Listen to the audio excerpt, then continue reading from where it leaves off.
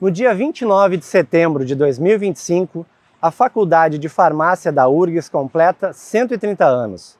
Uma história que se mistura com a do nosso próprio país. Uma história de pessoas que, desde o início, lutaram pela valorização do ensino. De pessoas que estiveram à frente de pesquisas pioneiras na área farmacêutica. E de pessoas que sempre fizeram questão de levar à comunidade o conhecimento desenvolvido aqui. Hoje, a sede principal da faculdade fica neste icônico prédio, que surge no horizonte daqueles que trafegam pela Avenida Ipiranga, em Porto Alegre. Mas nem sempre o curso funcionou aqui. Foi num prédio na esquina das ruas Duque de Caxias e Marechal Floriano, lá no final do século XIX, que aconteceram as primeiras aulas da Faculdade de Farmácia. Quando surgiu, ela ainda não tinha esse nome, e a URGS, é claro, nem existia. A capital gaúcha era bem diferente. Para começar a contar essa história, vamos voltar no tempo até 1891, quando foi promulgada uma Constituição do Estado do Rio Grande do Sul.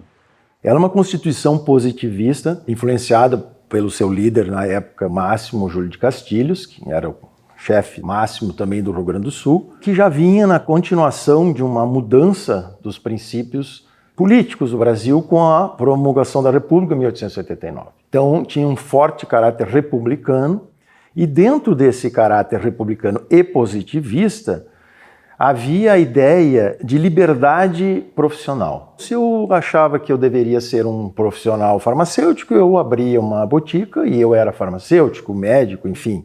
E os profissionais que tinham formação superior, que vinham de Minas Gerais, vinham do Rio de Janeiro, por exemplo, levaram para o então presidente do Rio Grande do Sul, Júlio de Castilhos, essa preocupação e verificaram que deveria ser feito alguma coisa para, aí palavras minhas, corrigir isso, né, mantendo as ideias republicanas, mas uma adaptação, de alguma forma, na questão do ensino. E em 16 de setembro de 1894, os farmacêuticos são os pioneiros nisso e formam uma instituição que ela teve pouco tempo de duração, mas foi muito importante, chamada União Farmacêutica. E Alfredo Leal, João Daut Filho e Valença Apel seriam os três líderes e outros tantos farmacêuticos, esses sim formados em farmácia, chegam à conclusão que teria que ter um curso para normatizar isso, ajudando a normatizar, que as pessoas deveriam ter alguma formação para exercer a profissão de farmacêutico. Preocupados com essa questão, então eles decidiram abrir uma faculdade de farmácia, né, e que para exercer a profissão de farmacêutico, então não precisaria só o registro profissional, mas também um curso de farmácia. Então foi a Escola de Farmácia que foi fundada em 1895, exatamente no dia 29 de setembro. Está em via de ser definitivamente levada a termo a ideia aventada pela Sociedade União Farmacêutica. Brevemente deve ser aberto nesta capital um curso livre de farmácia. Para tal fim já estão dadas as providências preliminares. Segundo nos consta, dirigindo-se sobre o assunto ao Dr. Júlio de Castilhos, a União Farmacêutica encontrou da parte de Sua Excelência o mais lisonjeiro acolhimento, prometendo o governo do estado ceder uma das salas da escola normal, bem como os respectivos aparelhos de física e química para ali funcionarem as aulas do projetado curso. Esse curso tem muitas dificuldades para ser implementado. É o primeiro da região sul do Brasil, não é só do Rio Grande do Sul, primeiro curso superior. Muitas dificuldades econômicas, dificuldades de espaço, que são cedidos pelo governo do Rio Grande do Sul. Júlio de Castilhos cede, um pouco ali na Marechal Floriano com a Duque de Caxias, ali tinha um prédio, que esse prédio foi queimado, depois ele foi destruído, mas ele usou um espaço ali, depois mais para o centro. Foram ocupando os espaços precários, porque não existia nada.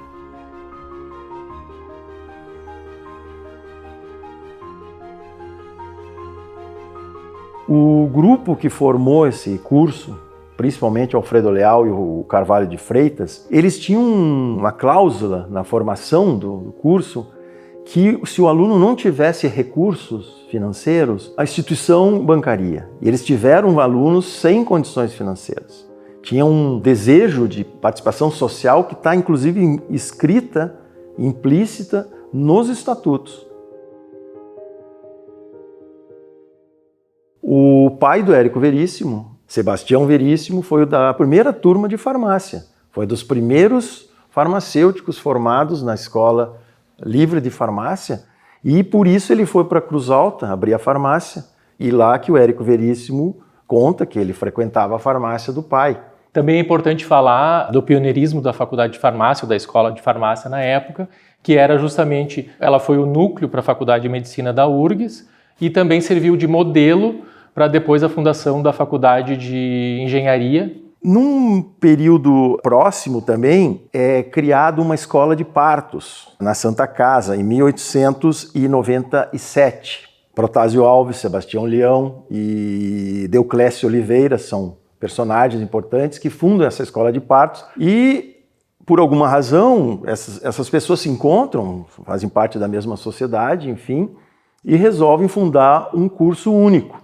Fundam, então, a Escola Livre de Medicina e Farmácia de Porto Alegre. Quando ela se consolida, nós temos como primeiro diretor o médico Protásio Alves e o primeiro vice-diretor, o Alfredo Leal, que era o diretor da Faculdade de Farmácia e o Protásio Alves da Escola de Partos. E aí nós temos uma figura interessante, Francisco Carvalho de Freitas, que era farmacêutico, secretário da Escola Livre de Farmácia de Porto Alegre, vem a ser o primeiro secretário dessa Escola Livre de Medicina e Farmácia de Porto Alegre. Uma pessoa muito importante na organização de todo o processo, na fundamentação mais prática das disciplinas, dos laboratórios, como se dava. Então são figuras importantes que aparecem. E muitos deles se formavam em farmácia e medicina. É o caso do Mário Tota, por exemplo. Cristiano Fischer também foi importante. Florencio Gartu era um médico que veio do Uruguai e também participou. E assim vários personagens, muitos mesmo, passaram por nossa escola.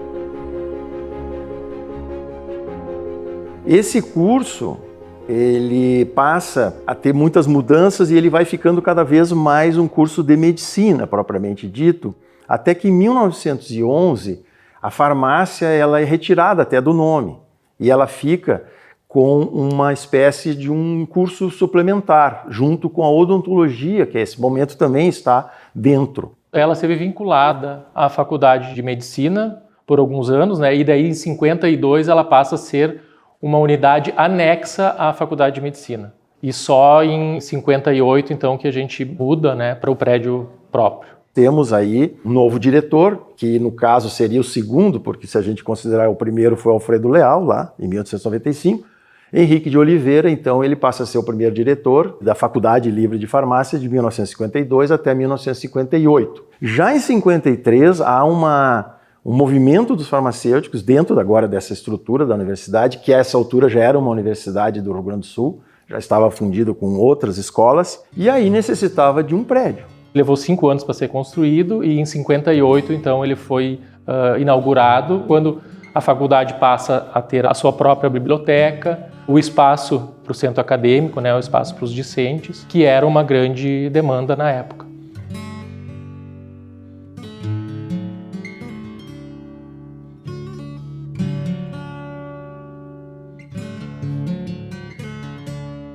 Ele é um prédio que ele é tombado pela Prefeitura Municipal de Porto Alegre pela sua característica modernista. E nós não podemos fazer qualquer intervenção, né, que modifique esteticamente o prédio. Lá em 58, o prédio atual satisfazia todas as demandas da comunidade, mas com o passar do tempo, né, o crescimento da faculdade, em 2011 houve uma grande pressão por mais espaço físico ou por readequação do espaço físico e numa tratativa política do professor José Ângelo, que era o diretor, com o reitor, o professor Carlos Alexandre, conseguiu-se a aquisição de um prédio aqui na São Luís, que ampliou mais ou menos em 400 metros quadrados a nossa área disponível.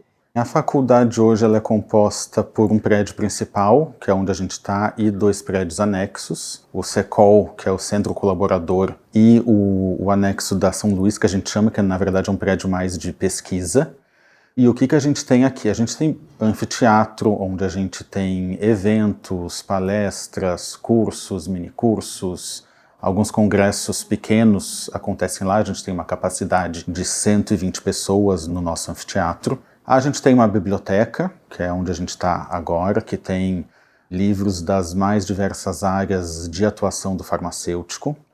A gente tem laboratórios aí de pesquisa e de ensino, então boa parte das disciplinas que os alunos vão ter aqui na Faculdade de Farmácia, elas têm aula prática. E depois a gente tem ainda o Laboratório Escola, que é o Laboratório de Análises Clínicas. O laboratório existe desde os anos 70. Ele é um grande projeto de extensão dentro da unidade e ele é o nosso laboratório escola. O principal objetivo dele é para atender a nossa demanda dos nossos estudantes que buscam estágios curriculares, que buscam um aperfeiçoamento profissional dentro de uma das áreas da farmácia, que é a área das análises clínicas. Os estudantes, então, têm a teoria dentro da sala de aula e eles podem ter uma vivência prática do que acontece na realidade. O laboratório, com esse parque tecnológico, ele consegue dar apoio a diversos projetos de pesquisa que precisam dessas análises bioquímicas e nós atendemos uma série de estudantes, bolsas de iniciação científica, bolsas de extensão e principalmente na graduação.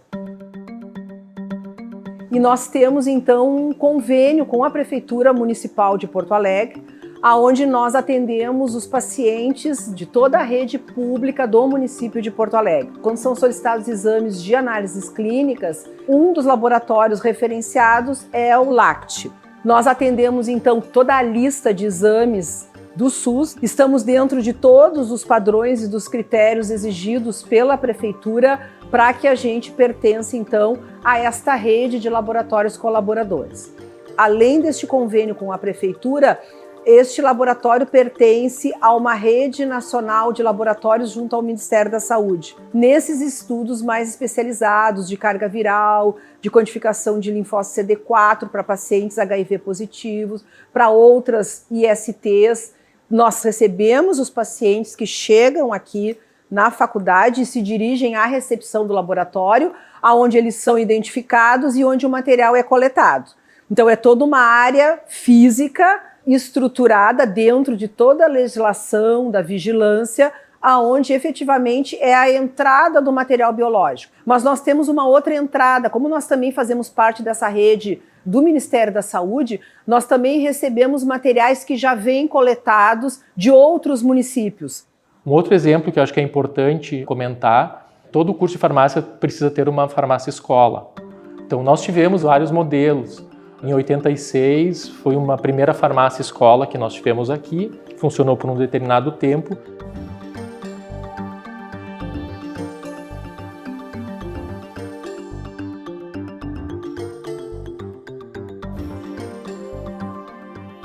Mas em 2007 a Faculdade de Farmácia, que era uma iniciativa do governo federal, a Farmácia Popular.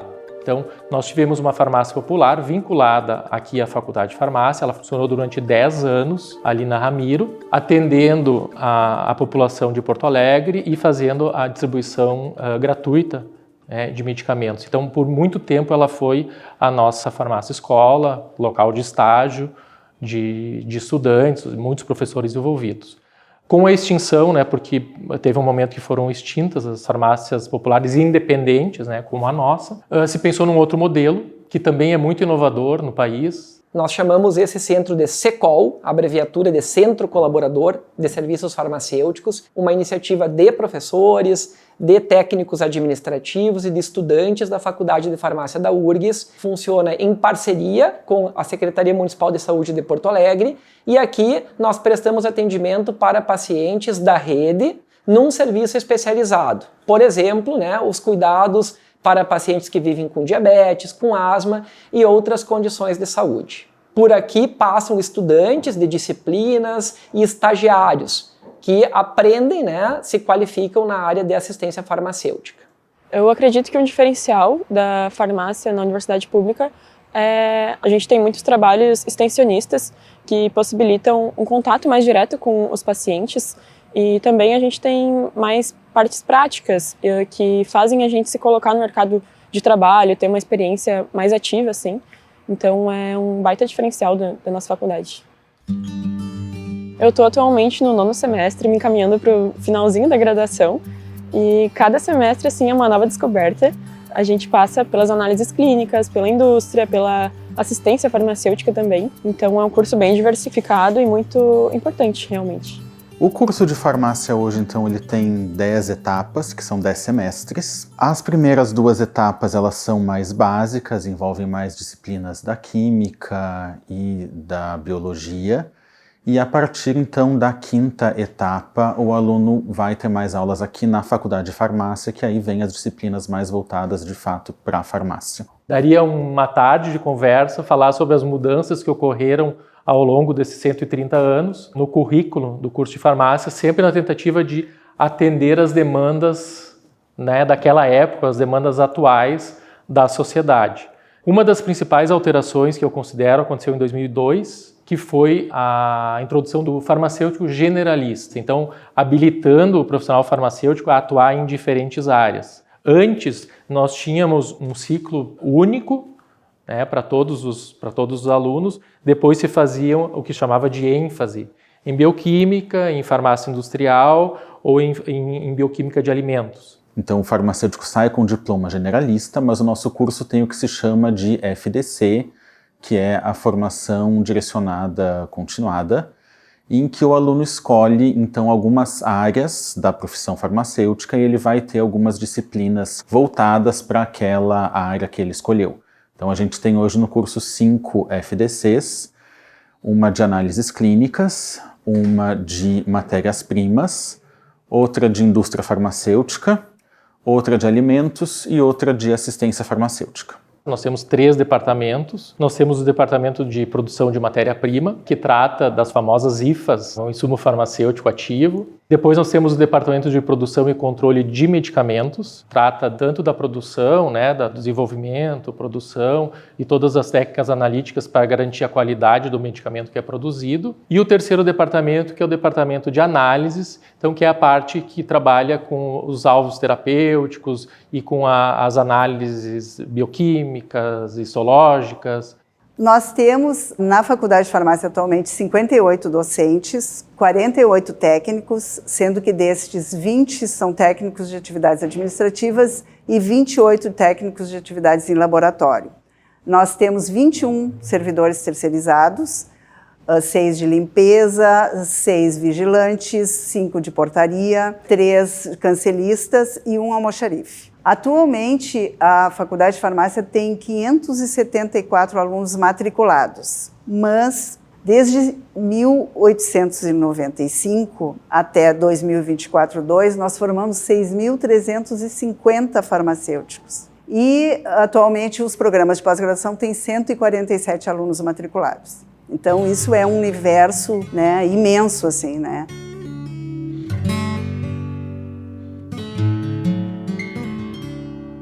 Em 1970, a Faculdade de Farmácia novamente foi pioneira, né, assim como na sua fundação, com a criação do primeiro curso de mestrado na área de medicamentos no país. E com a excelência desse curso, em 92, então, foi criado o curso de doutorado em Ciências Farmacêuticas e o curso passou, então, a se chamar Programa de Pós-Graduação em Ciências Farmacêuticas. Até hoje, o PPGCF já formou 1.094 mestres e doutores que atuam nas mais diversas áreas das ciências farmacêuticas, ensino, pesquisa, gestão e inovação. O PPGCF da URGS tem conceito 7 na CAPES, que é o conceito máximo. Isso significa que é um programa de excelência, tanto em nível nacional como internacional, com desenvolvimento de novos fármacos, de novas terapias, de novos mecanismos de ação de moléculas, de novas moléculas descobertas. Então, isso tudo gera um grande impacto nas ciências farmacêuticas. E isso, inclusive, é revelado pela colocação dos nossos egressos no mercado de trabalho. Eles atuam nas mais diversas áreas da saúde, como institutos de pesquisa nacionais e internacionais, como docentes em universidades, também em hospitais, na indústria farmacêutica, em órgãos regulatórios públicos como a Anvisa. E também os egressos atuam em startups, que é outra área muito fomentada e estimulada no PPG-CF, o empreendedorismo. Atualmente, o PPG-CF conta com 37 docentes, 117 alunos de mestrado e doutorado matriculados, 2 técnicas administrativas, uma farmacêutica e 2 técnicas de laboratório que atendem os equipamentos da estrutura multiusuária do programa. A nossa história da pós-graduação, ela não se concentra só no programa de pós-graduação em ciências farmacêuticas. Nós temos atualmente também o programa de pós-graduação em assistência farmacêutica, que é um programa em rede. Quando ele foi criado, foi capitaneado por um grupo de professores aqui da Faculdade de Farmácia. Ele tem uma importância muito grande na formação de recursos humanos especializados, né, principalmente para o atendimento das necessidades do Sistema Único de Saúde, gestão pública, né, de saúde. Então, a área de assistência farmacêutica é uma sub-área das ciências farmacêuticas que tem 2 vertentes: a gestão do processo de utilização de medicamentos e a gestão logística de medicamentos. Então, que vai desde a fase, né, da produção até a utilização dos medicamentos pelos usuários. Então, o PPG em assistência farmacêutica, o PPG ASFAR, foi criado em novembro de 2011 numa ideia de rede, numa associação de instituições de ensino superior. Então, inicialmente, 6 instituições de ensino superior constituíram essa rede com o propósito de difundir a pesquisa, a inovação e a formação de novos pesquisadores e professores na sub-área de assistência farmacêutica.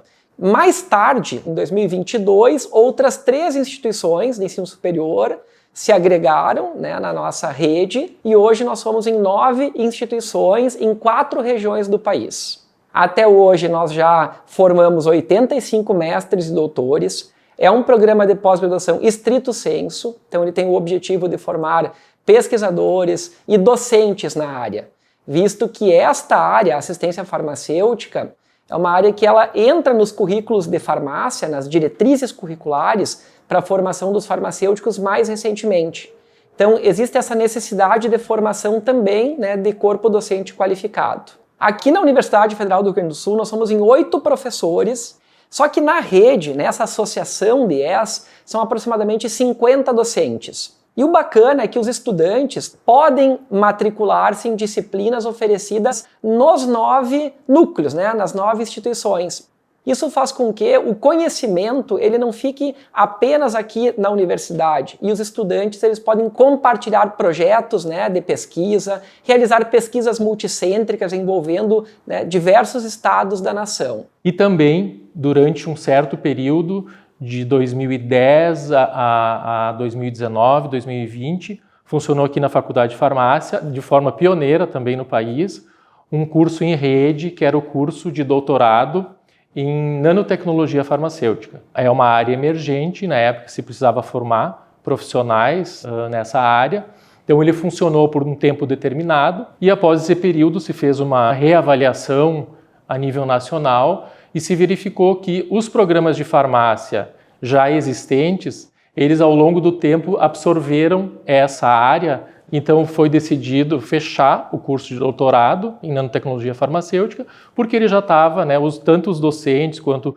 os estudantes e os egressos já estavam inseridos em outros programas de pós-graduação, como o nosso programa de pós-graduação em ciências farmacêuticas.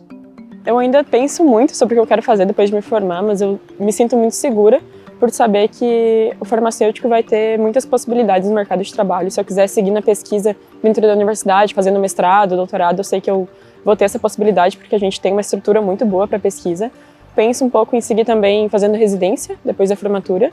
E se não conseguir também, eu sei que o mercado está precisando muito de farmacêuticos, então é uma segurança assim que a nossa graduação tem passado, sabe? É muito, muito importante.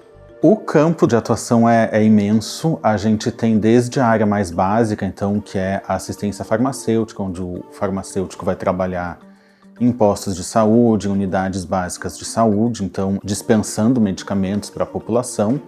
Também pode trabalhar em drogarias, em farmácias comerciais, fazendo também dispensação e venda de medicamentos. Mas além disso, que eu acho que é o que a população vê primeiro, Tem toda a questão de produção de medicamentos. O farmacêutico pode atuar também na parte de alimentos, na indústria de alimentos, fazendo controle de qualidade de alimentos, avaliação química de alimentos, estabilidade de alimentos. O farmacêutico também pode atuar na produção de matérias-primas, tanto matéria-prima para a produção de medicamentos, matéria-prima para a produção de cosméticos, para a produção de diagnóstico e a parte das análises clínicas, em que o farmacêutico vai atuar em laboratórios de análises clínicas e toxicológicas, fazendo exames em pacientes. Nós temos muito atualmente a inserção de farmacêuticos nos hospitais, inclusive participando das residências multiprofissionais, em gestão em saúde, que já se via essa necessidade da inserção do farmacêutico nas equipes de gestão, município, estado e do próprio país. Então isso também fez com que o currículo fosse mudando ao longo do tempo. O farmacêutico ele é habilitado também se ele tiver uma formação complementar para a área de perícia criminal, principalmente depois do doutorado. Nós temos exemplos de egressos nossos trabalhando nessa área. Temos farmacêuticos trabalhando no desenvolvimento de vacina. Então é um profissional multifacetado por excelência.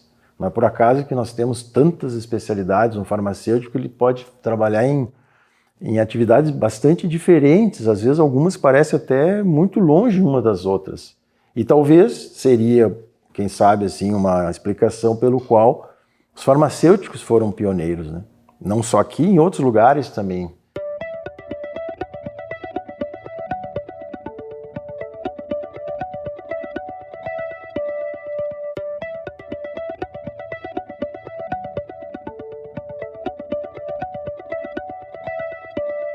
Bom, vocês estão vendo esse pessoal ali atrás, né? Eles estão fazendo uma aula, um mini curso.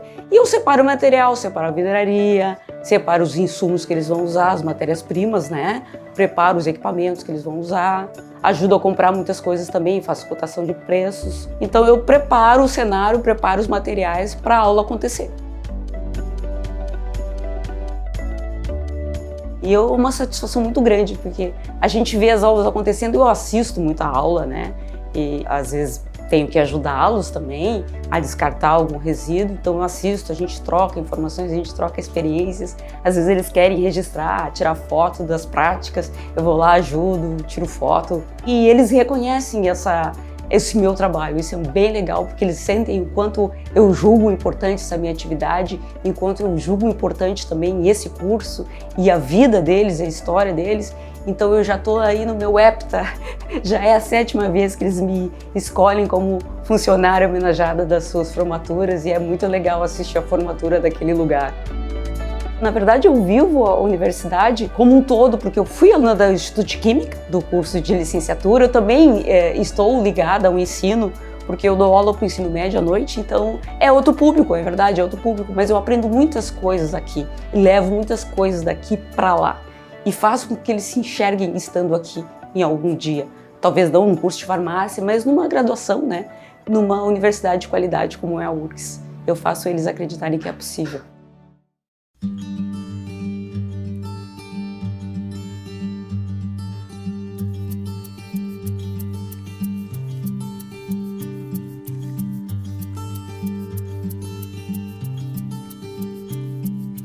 Um aspecto que eu queria destacar é a participação dos discentes, né, no curso. Primeiro era centro acadêmico, depois, com a instalação do regime militar, passou a ser chamado de diretório acadêmico. Até hoje ele é conhecido como DAF, né, Diretório Acadêmico da Faculdade de Farmácia, e sempre foi muito ativo aqui na faculdade, né, tem voz e tem uma história de meios de divulgação. Vou citar só o primeiro, que era o Topázio, que era um jornal com as principais notícias, e, obviamente, com as críticas necessárias à época. Outro ponto importante da participação dos alunos é a organização de uma semana acadêmica, um evento que foi criado em 1974, extremamente tradicional na unidade. Atualmente eu sou uma das coordenadoras gerais do Diretório Acadêmico. A minha participação iniciou no começo de 2024, quando eu entrei como membro de apoio. E depois que eu me inseri no diretório, assim, que eu fui ter o real impacto de como o diretório é importante dentro da universidade. Porque a gente atua representando os estudantes de forma que a gente acaba tendo um contato mais direto com a direção, com os professores, A gerência ela é um elo entre a comunidade, tanto docentes, discentes, né, e técnicos, com a direção. Tem setores dentro da gerência, o setor acadêmico, o setor de recursos humanos, o setor de infraestrutura e informática e o setor patrimonial. E a COSAT, que também trabalha, né, em conjunto com a gerência. Então, esse grupo de pessoas, ele é responsável por fazer a unidade andar, digamos assim, né? Nós temos atividades aqui de ensino, pesquisa e extensão. A faculdade, ela abre às 7, né, até às 23. Essas atividades, principalmente as de pesquisa, elas exigem um horário avançado, além desse turno normal de trabalho. Então, nós temos atividades à noite e finais de semana, feriados, né, com autorizações. Então, essa equipe é responsável por fazer com que as coisas funcionem dentro da unidade, né?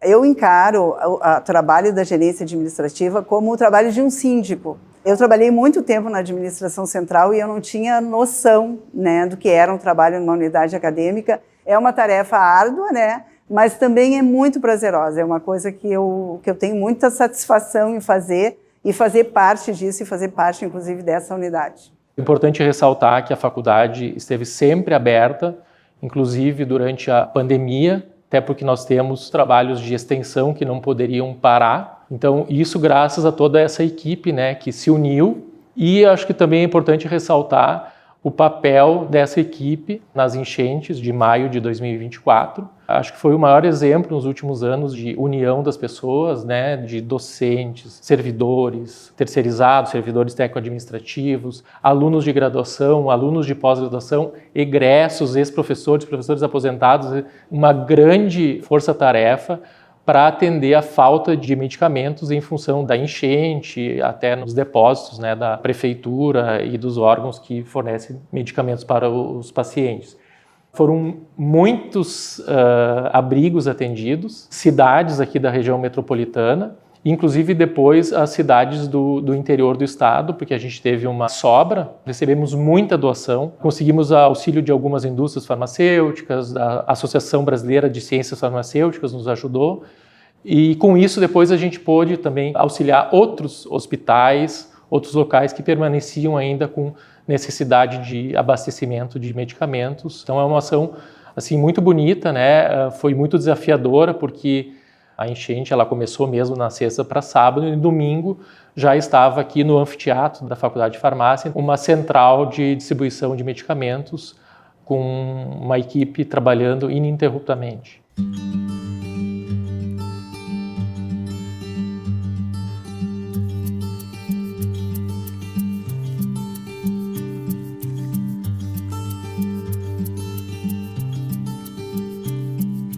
Estar à frente da Faculdade de Farmácia, quando ela faz 130 anos, é uma honra, mas ao mesmo tempo uma responsabilidade muito grande. E a pergunta que me veio é, qual é a Faculdade de Farmácia que nós queremos para o futuro, né? E gostaria que durante esse ano comemorativo nós pensássemos sobre isso, né? Que toda a comunidade pensasse o que devemos fazer para deixar a melhor faculdade de farmácia possível para as gerações futuras que virão. Para finalizar, sim, eu gostaria de dizer um muito obrigado, Faculdade de Farmácia, por ter proporcionado tantas possibilidades, né, e forjado assim tantos destinos quanto ela forjou. E que eu desejo assim vida muito longa à célula máter da Universidade Federal do Rio Grande do Sul.